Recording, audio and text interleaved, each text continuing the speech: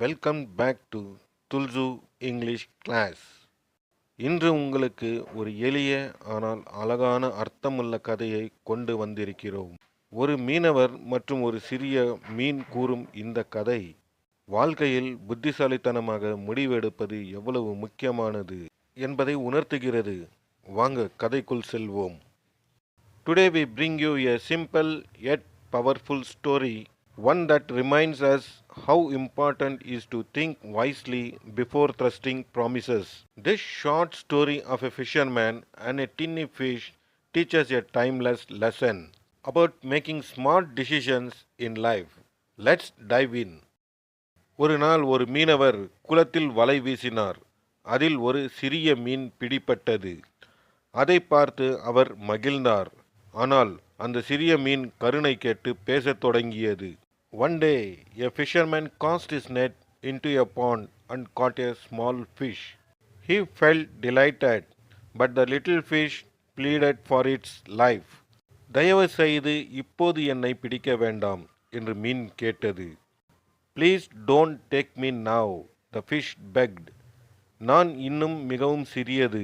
இப்போது உங்களுக்கு எந்த பயனும் இருக்காது. என்னை விட்டுவிடுங்கள்.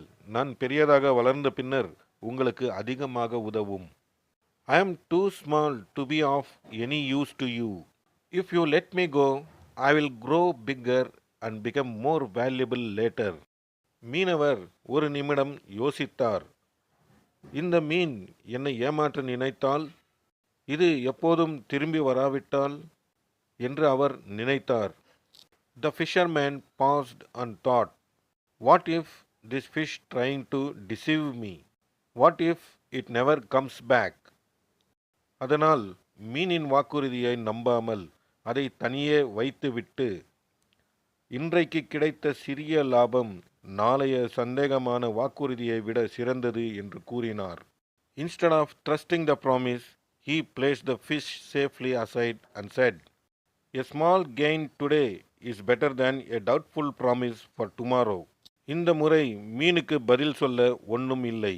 அது அமைதியாக இருந்தது. The fish remained silent. This time it had no reply. இந்த கதை நமக்கு சொல்லும் பாடம், நம்மிடம் உள்ளதையே தேர்வு செய். பொய்யான வாக்குறுதிகளை நம்பாதே. This story shows that wisdom lies in choosing what is certain rather than chasing uncertain promises. இந்த வீடியோ பிடித்திருந்தால் லைக் பண்ணவும், பகிரவும், சப்ஸ்கிரைப் செய்யவும் மறக்காதீர்கள். மறுபடியும் இன்னொரு அழகான கதையுடன் சந்திப்போம். If you enjoy this video, don't forget to like, share and subscribe for more inspiring stories and valuable lessons. See you in the next video.